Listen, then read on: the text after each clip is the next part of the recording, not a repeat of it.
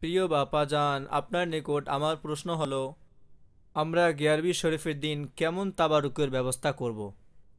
মিষ্টি হবে না অন্য কিছু? মেহেরবানি করে এর উত্তর প্রদান করুন। আল্লাহর রাস্তায় ওই জিনিস দেওয়া উচিত যা অধিক প্রিয়। আপনার যা পছন্দনীয় ফেভারিট ডিশ যা রয়েছে তা গ্যারবি শরীফে খাওয়ান।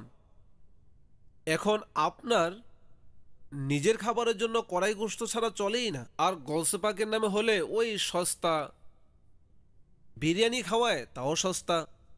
নিয়াজের জন্য যে ডেক চড়ানো হয়, বিরিয়ানি পাকানো হয়, তা সস্তা হয়ে থাকে আর তেমন মানসম্পন্ন হয় না।